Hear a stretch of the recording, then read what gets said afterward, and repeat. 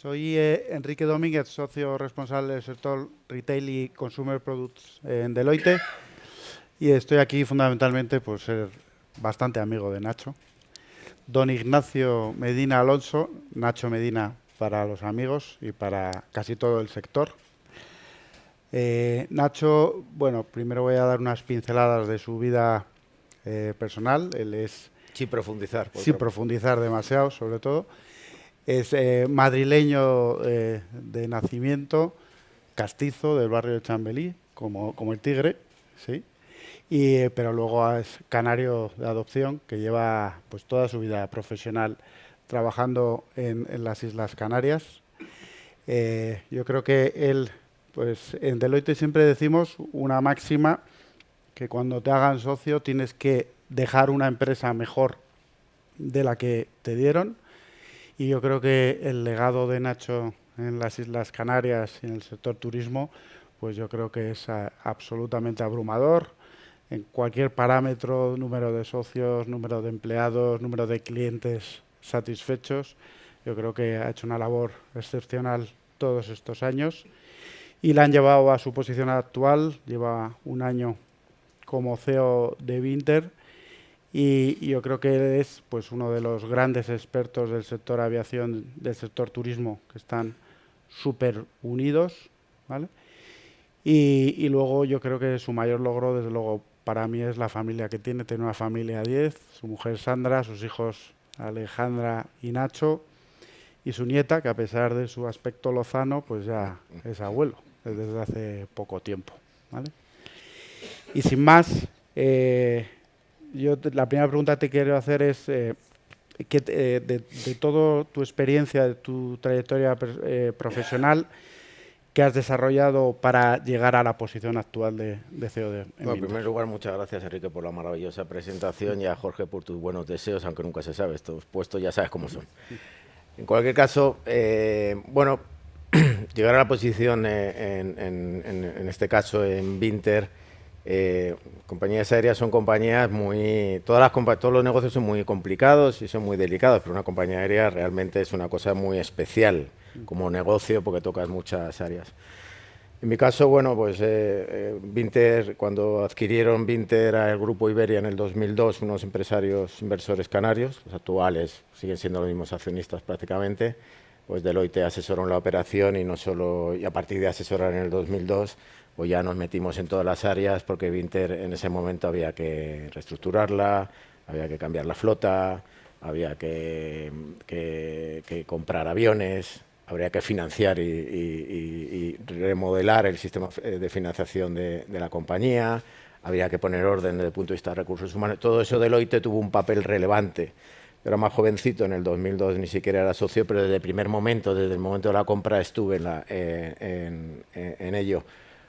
Continué como un cliente relevante para la firma y cuando yo obtuve la posición de socio me hice cargo de la cuenta y entonces pues tuve un conocimiento muy amplio porque he hecho un acompañamiento de 20 y tantos años a Vinter, y el negocio de aviación pues tienes que entenderlo y tienes que tener una visión muy, muy global, que esa posición me dio la posibilidad por lo menos de tener conocimiento y luego también asesorar a otras compañías aéreas y luego en paralelo estar en el comité de THS de Deloitte, donde se ven las grandes operaciones, donde hay gente estupenda, como con el liderazgo en su momento de Jorge, ahora de David, etcétera.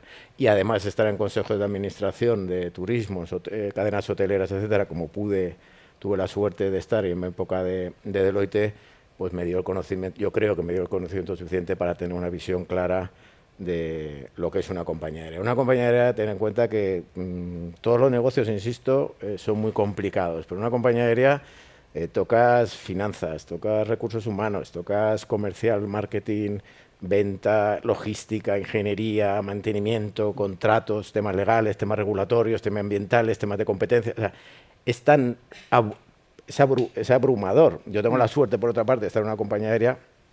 Tengo un presidente ejecutivo muy ejecutivo y un vicepresidente ejecutivo y muy ejecutivos.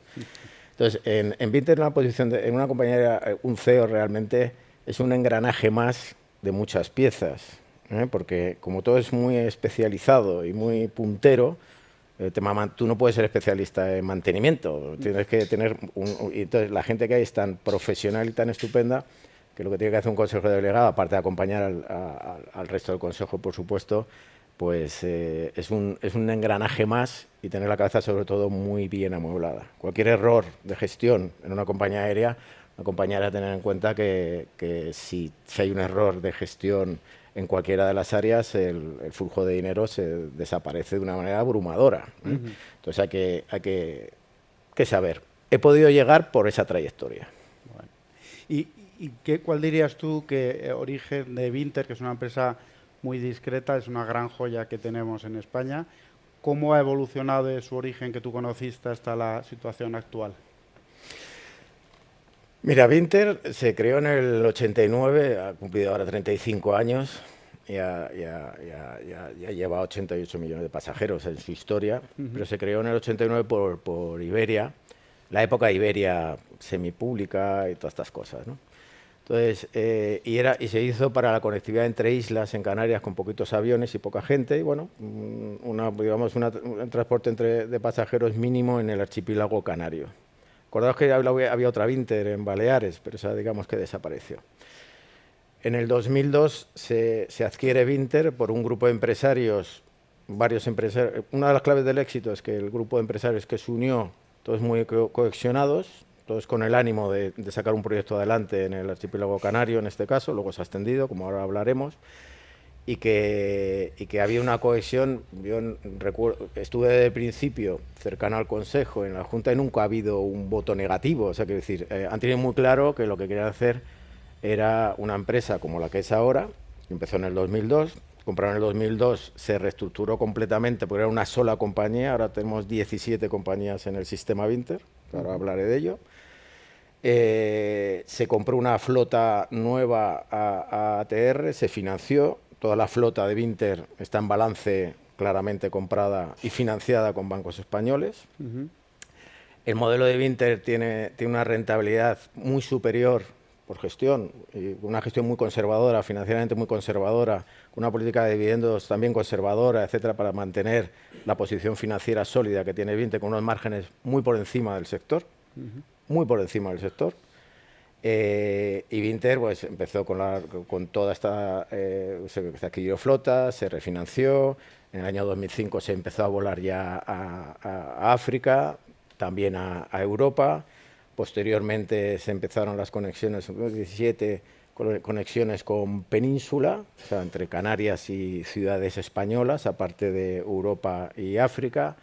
Se hizo con unos aviones alquilados a reacción, porque en ese momento solo teníamos aviones de hélice, con ATR, que luego comentamos, y en el 2018 ya se adquirió la flota de Embraer, un avión muy moderno, muy puntero de reacción, y ya se hizo una inversión muy relevante, de cuenta que la inversión realizada en Vinter puede ser rondar los 2.000 millones a cabo de unos cuantos años, y se empezó a volar ya entre Canarias y ahora prácticamente casi todas las ciudades todas las comunidades autónomas de España están conectadas con Canarias.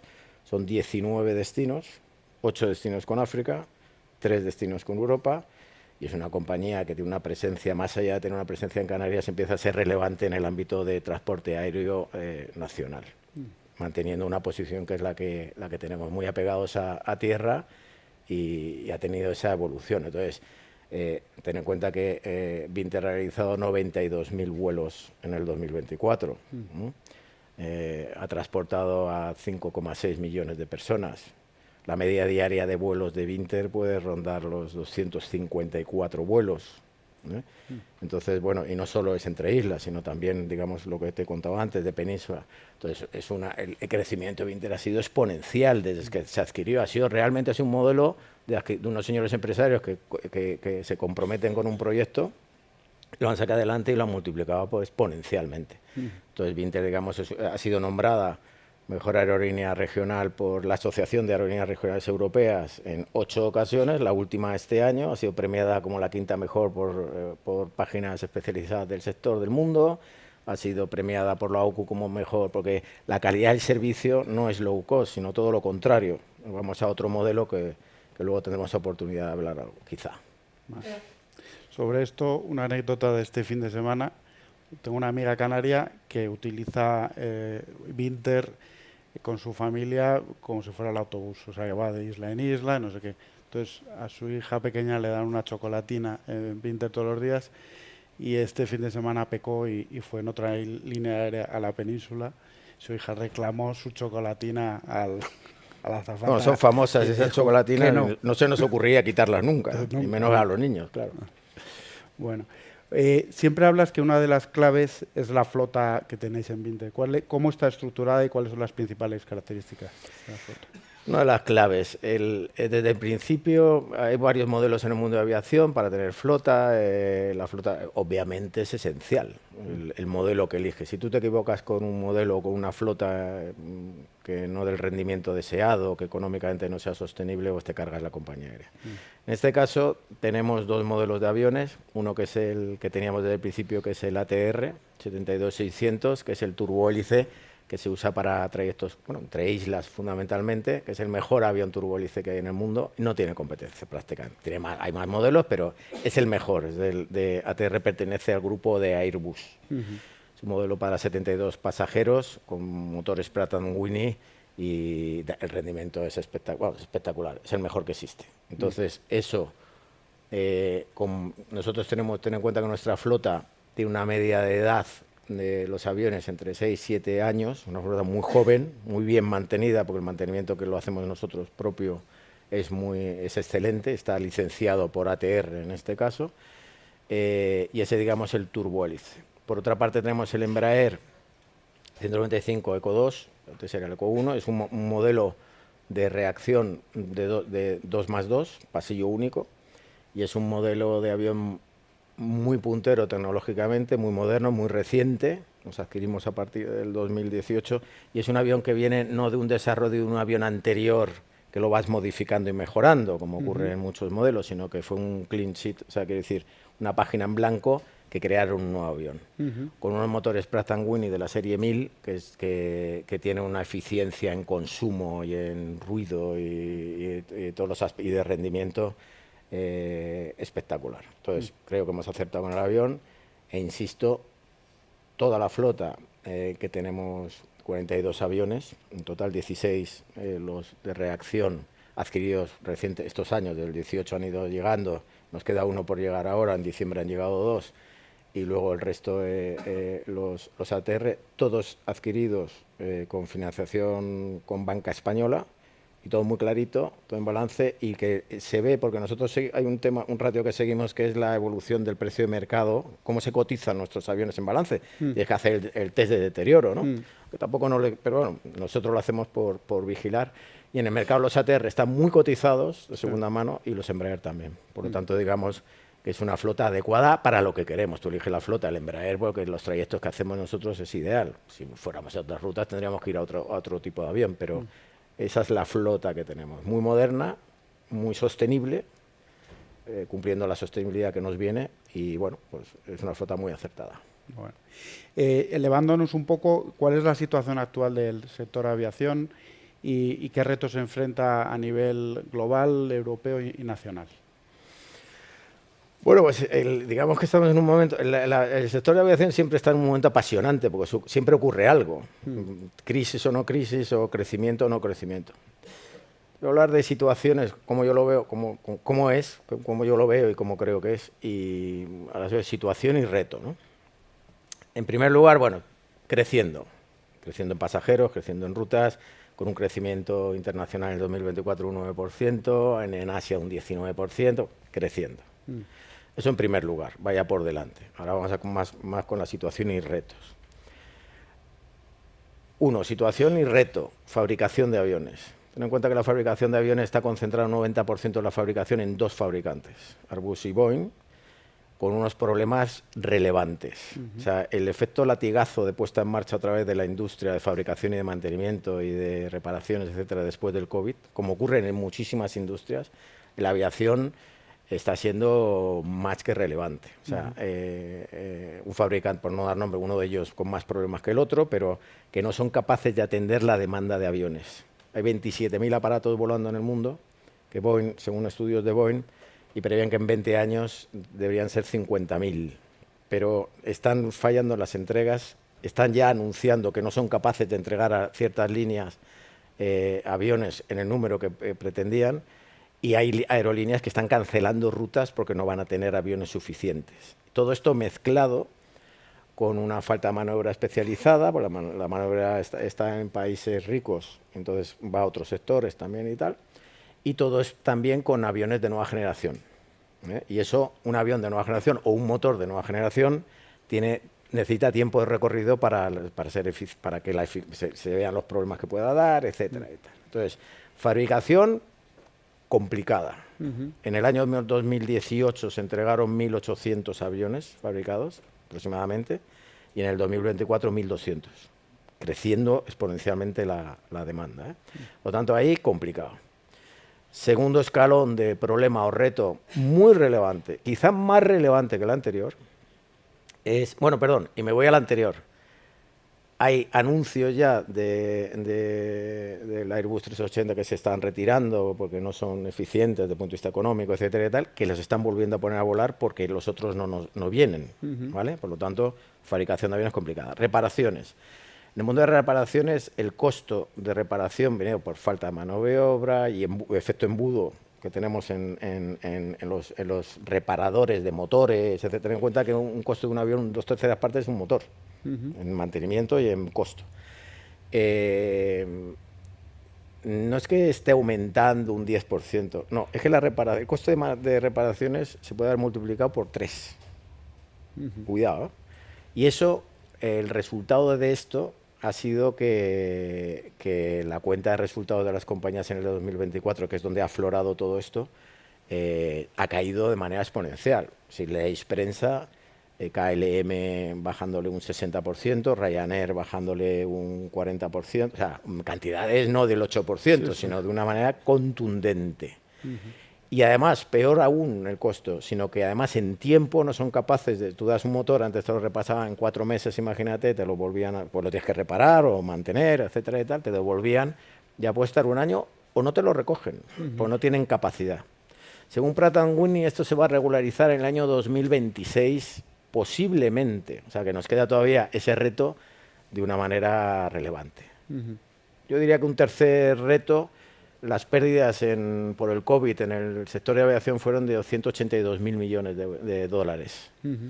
Y eso está por pagar. En España, si me preguntas por España, como me has preguntado, las compañías aéreas, menos nosotros, por supuesto, no tuvimos ayuda en el rescate de ningún tipo, porque teníamos una posición financiera muy, muy solvente. IAG, pues lo mismo, pero multiplicado exponencialmente, es un grupo, un monstruo. Pero el resto de aerolíneas, de Europa, Volotea, Air Nostrum, todas han tenido ayuda de la SEPI. Y la ayuda de la SEPI no se ha devuelto. Hay que pagarla. Y son compañías que en sus balances están en fondos negativos, que les salva que es crédito participativo el de la SEPI, etc. Entonces, digamos que los 182.000 dólares que se perdieron en el mundo, y en España en particular X, se tiene que devolver. O sea, la sostenibilidad financiera. Siguiente reto, desde mi punto de vista, sería las políticas de sostenibilidad. Este año se incrementa la obligación de uso en Europa, por regulación europea, un 2% del SAF, que es el combustible, digamos, con aceite tal, ¿no?, ecológico, y para en el año 2050 llegar al 70%, y en el año 30 al 6%. Sí, pero es que ese 2%, el sobrecoste son 274 millones de euros a las compañías españolas por cumplir. No lo sé, no tengo claro que tecnológicamente vamos a poder cumplir todos y que haya producción suficiente, y además el sobrecoste es un sobrecoste relevante, porque el coste de ese combustible puede ser 3-4 veces más que el combustible actual. Luego ya hay más retos, pues oye, pues el dólar estaba en noviembre a 1,02, ahora está a 1,12, el petróleo estaba a 70 y tantos, ahora está a 82, entonces bueno, y es muy sensible para la industria de la aviación. Y luego ya digitalización e infraestructuras para que los aeropuertos puedan, porque hay aeropuertos que están llegando al límite de su capacidad antes de lo previsto, entonces es necesario una inversión relevante en infraestructuras. O sea, que retos... muchos. O sea, que la línea de arriba, la demanda va a tirar muy bien, pero hay muchísimos retos. Sí, pero el problema es que los costes se han disparado en reparación, como te he contado, etcétera y tal. si hubiera una guerrita Sí, sí. o algo que tal, pues o sea, hay que estar muy atentos. Entonces, por eso nosotros somos una compañía, bueno, por eso y por vocación y porque es así, porque es una filosofía que Vinte siempre ha tenido muy claro, tenemos una posición, una gestión absolutamente conservadora, financieramente muy clara y bueno, pues hay que estar atentos, ¿no? Porque muchas veces puedes hacerlo muy bien, pero si el entorno lo hace mal o vienen mal dadas, es complicado sostener una compañía de aviación con problemas. Pero es que en el mundo de reparaciones, que te decía antes, para que os hagáis una idea de la magnitud, que ha salido en prensa, o sea, todo esto que estoy contando lo podéis leer y por no decir nombres de compañías.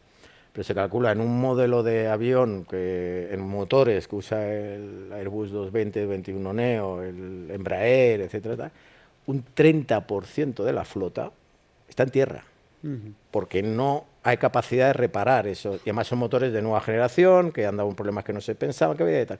Es como si yo digo una cadena hotelera que el 30% de sus motores los tienes que cerrar y esperarte a ver si pintamos o no pintamos y a ver qué hacemos. Es un drama. Sí, sí. Entonces, digamos que es un reto relevante. Yo creo que el sector aéreo de aviación está súper ligado al sector turístico, ¿no? Sí. Y para nuestro país el sector turístico es absolutamente clave, ¿no? ¿Qué papel tiene eso? ¿Cómo lo ves tú de esa relación? Es que es clarísimo. O sea, el 58% de transporte aéreo internacional es turismo. En España el 80%. 80%. Un pasajero, un turista que viene en avión gasta una media de $1.300 contra 800 el que no va en avión. Pero es que España no es el 80, ya no te hablo de los archipiélagos, que podría ser el 98, o sea, decir. Entonces el turismo obviamente es el 3,6, me parece, más o menos del PIB mundial. Solo la aviación relacionada con el turismo. Y si aumenta una línea, una ciudad, o sea, hay datos estadísticos de recuperación de incremento de turismo del 25%. Si yo antes iba de Las Palmas, no hacía Las Palmas, y ahora hago Las Palmas Vigo, y voy con los aviones al 92% de los factors de ocupación, y llevo todas las semanas a no sé cuántas personas, a no sé cuántas miles de personas, pues antes no iban. Aparte sí irían, pero ahora van, hay un tráfico. Entonces, hay datos muy claros que la aviación una ciudad puede aumentar el turismo un 25, un 30%, al igual que las inversiones que haga también el Estado en infraestructuras de aeropuertos.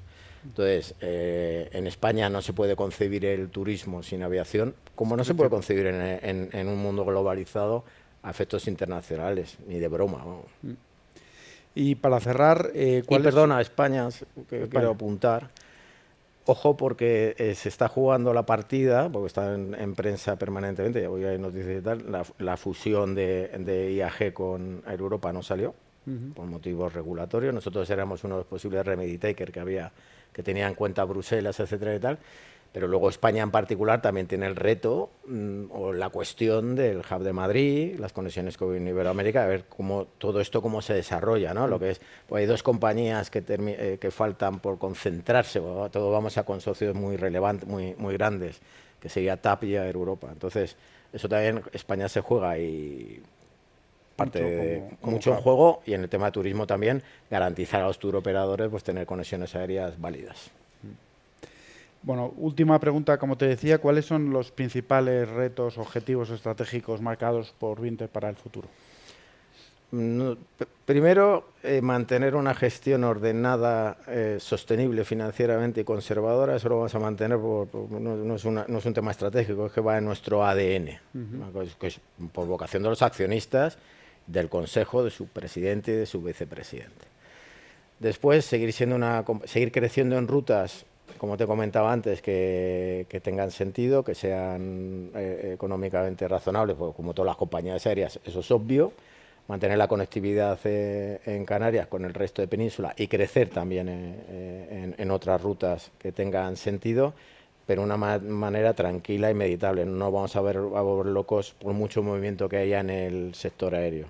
Somos una compañía regional, pretendemos seguir siendo la mejor compañía regional, mantener unos ratios de rentabilidad como los estamos manteniendo, y también de estar pegados. Nosotros estamos muy pegados donde volamos al tema social, o sea, al territorio. No es como otras compañías que van, desaparecen, etcétera. Ayudamos mucho en muchas cosas que ahora por pudor no voy a comentar. Pero en cualquier caso, tener un crecimiento sostenible y estar atentos porque todo el mundo nos ve como un posible remedio a muchas cosas. Entonces nosotros, bueno, iremos viendo, estaremos atentos a movimientos, pero en principio hacer lo que estamos haciendo, que es ser una compañía especializada en trayectos como los que hacemos, ser una compañía regional y mantener esta posición y seguir creciendo de manera ordenada, pausada y tranquila y meditada. Y eso lo vamos a seguir haciendo. Bueno, pues nada, muchísimas gracias por tu tiempo. Certifico que el cambio y la evolución de socio de Deloitte a consejero delegado de línea aérea se ha completado exitosamente en un año. Y doy paso a Javier y a Rocío, que van a cerrar la jornada. Muchas gracias. Muchas gracias.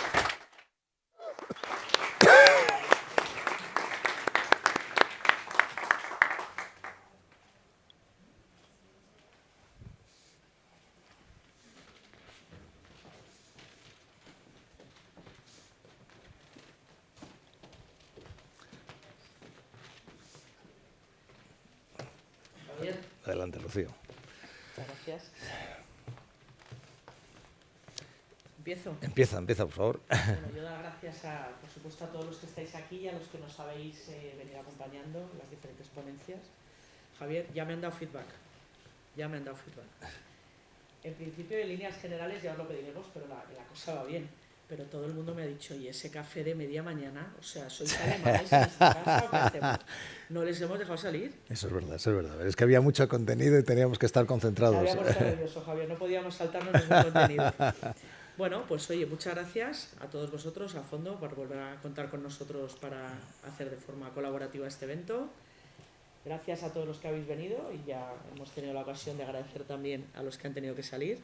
Javier, un placer como siempre. Yo me gustaría personalizar en Rocío, que representa a todo ese gran equipo de Deloitte, su apoyo y esta colaboración que llevamos desde hace tantos años y dar las gracias a todos vosotros, ¿no? Es decir, esperamos que os haya sido de utilidad y ahora vamos a la otra parte de todo Travel Innovation Summit, que es la oportunidad de poder charlar y de poder tener un tiempo de calidad en una semana como la de Fitur.